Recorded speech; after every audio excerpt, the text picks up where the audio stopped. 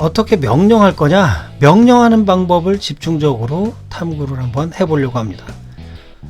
동사를 사용을 해서 명령, 진짜로 명령처럼 말을 집어넣는 거죠. 그 다음에 이제 제한사항을 명시적으로 표시를 해주고 객관식 문제로 바꿔서 선택을 하게끔 하는. 그 중에서 이제 첫 번째는 무엇인가요? 왜 그런가요? 이런 식의 이제 질문이나 부탁 그런 것들보다 제안하라, 설명하라 이런 식으로 이제 명령 형태로 요청을 할 경우에 더 좋은 결과를 얻을 수 있다 하는 부분을 우리가 알 수가 있습니다. 챗GPT는 도구이기 때문에 뭐 답변을 한다고 해서 사람도 아니고 선생님이라고 여길 필요가 없다는 거죠. 버튼을 누르면 바람이 나오는 선풍기다 이런 식의 이제 생각을 가지고 어떻게 조작할 거냐는 관점에서 접근을 하실 필요가 있어요. 자, 핵심 명령어 10가지를 한번 자주 쓸 거를 체크를 해봅니다. 설명하라, 나열하라, 비교하라. 결국 이런 단어들을 알고 있어야, 그리고 이게 몸에 배 있어야 이걸 자유자유로 쓸 거예요. 분석하라, 요약하라. 어차피 영어로 번역을 해서 사용을 한 거기 때문에 결국 이제 여기 있는 단어들 generate, 생성하라, 이미지를 만들거나 할 때죠. 제공하라, 예측하라, 미래의 경우에, 그 다음에 설계하라, 해석하라 이런 것들 정도가 익숙해지면 여기서 이제 그 확장도 충분히 자유롭게 하실 수 있을 겁니다. 자, 이런 명령어들을 사용을 해서 우리가 명령 형태로 동사를 사용해서 지시를 하는 거죠. 왜 발전한 건가요? 이렇게 하는 대신에 나열하라. 그리고 그 앞에 뭘 넣어주냐면 급격한 발전에 영향 미친 사항들을 이렇게 나열하라는 동사가 들어오면서 문장 자체가 굉장히 체계적이고 딱딱하지만 명령 형태로는 명확한 형태로 바뀌었어요. 결과를 보면 인공지능 발전 영향 요소들로 10가지를 제공을 했고 데이터의 폭발적 증가, 클라우드 컴퓨팅, 그 다음에 교육 및 인력의 개발 이런 것들이 구체적이지만 체계적으로 답변이 나오고 있습니다. 전문적인 답변으로 보여요. 자, 여기서 이제 하나 우리 짚고 넘어갈 부분이 챗GPT하고 얘기할 때 존댓말 하시는 분들 많은데 왜 존댓말이 필요할까요? 그럼 좋아지나요? 한국어식의 존댓말이 영어로 바뀌면 거의 사라집니다. 그리고 이게 이제 한국어식 존댓말을 사용한다는 게 더 좋은 결과도 주지 않는 데다가 간결한 명령어 어투를 사용하는 것에 비해서 명확한 지시가 되는 데 있어서는 오히려 방해가 되는 요소가 될 수가 있어요. 그렇기 때문에 한국어식의 어떤 존댓말 이거 적극적으로 사용할 필요가 전혀 없는 거죠. 자, 제한사항을 명시하라. 이게 이제 두 번째 숙제입니다. 방법인 거죠.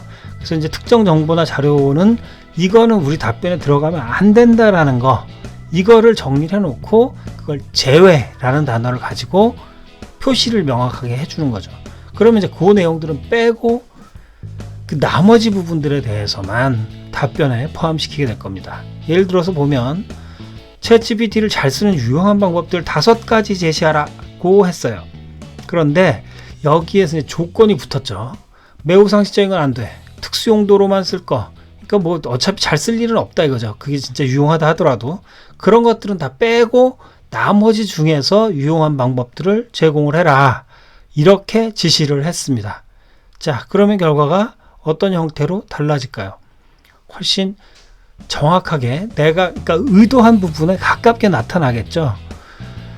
여기 이제 잘 쓰는 방법들 중에서 쭉 리스트업한 5가지는 보시면 일상적이지 않고 특정한 상황이나 직업, 어떤 특정한 직업에서만 사용하는 그런 것들이 아닌 나머지들 중에서 유용한 방법들을 뽑아온 거다.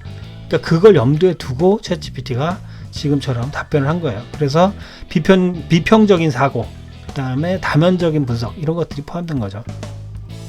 또 다른 예시를 한번 보면 업무 자동화를 위한 기술 3가지를 제안하라고 했는데 여기에도 조건을 붙였습니다. 제한사항을 투자가 많이 필요한 거 안 돼. 성과가 나오는데 오래 걸리면 또 그런 것들도 안 돼. 그런 것들 다 빼고 나머지 중에서 핵심 기술 3가지를 제안하라고 했어요. 그랬더니 RPA, 노코드 플랫폼, 그 다음에 AI 기반의 문서 및 데이터 처리 도구 이런 것들로 확 좁혀줄 수가 있었던 겁니다.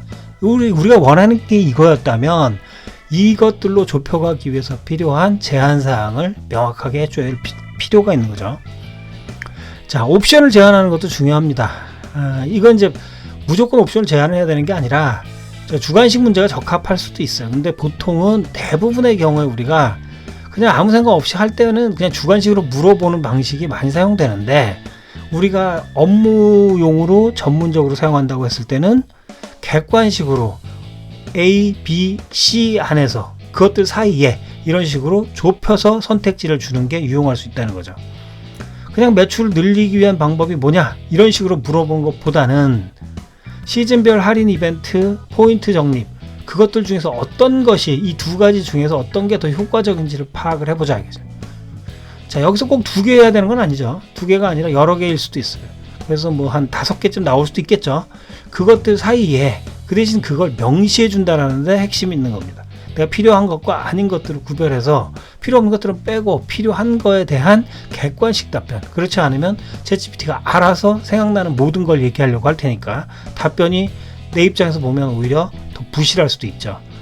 자, 나온 결과를 보면 시즌별 할인 이벤트 장점과 단점에 대해서 세부적으로 설명을 하고, 포인트 적립 시스템에 대해서 장점, 단점을 설명한 다음에 비교하고 결론까지 설명을 해주고 있어요. 자, 이게 우리가 원하는 게 맞다면 이런 식으로 리치하게 풍부한 답을 얻을 수 있으면 좋겠죠. 정리를 해보면 명령하는 방법을 3가지로 살펴보고 있었는데, 존댓말 대신에 그런 거 쓰지 말고 동사를 잘 활용을 해서 명령 형태로 프롬프트 작성한다. 그리고 뭐는 빼라고, 꼭 필요한 것들은 명시적으로 제한사항을 표기를 한다. 그 다음에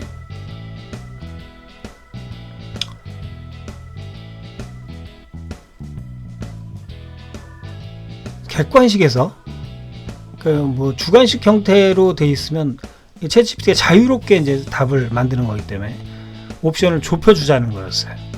자, 여기서 기억할 사항은 챗GPT가 이게 도구라는 것을 분명히 기억을 하고, 그리고 이 도구는 사용법이라는 게 정해져 있는 거고, 그 다음에 사람처럼 응대하는 게 아니라는 걸 기억을 해야 된다. 그렇죠? 그래서 따르기 쉬운 명령 방식을, 혼동이 적을 방식을 뭐 친절하고 뭐 간곡하게 부탁하고 이런 거 필요 없고, 명확하게 따르기 쉽게끔 명령 방식을 사용하는, 그게 이제 몸의 베이스에 이제 자유롭게 자유자재로 사용을 하기 때문에 훈련하는 게 필요하다는 겁니다. 챗GPT의 프롬프트 엔지니어링 측면에서 우리가 어떻게 명령하는 관점에서 프롬프트를 작성할 거냐, 그것과 관련돼서 3가지 사항들을 살펴봤습니다.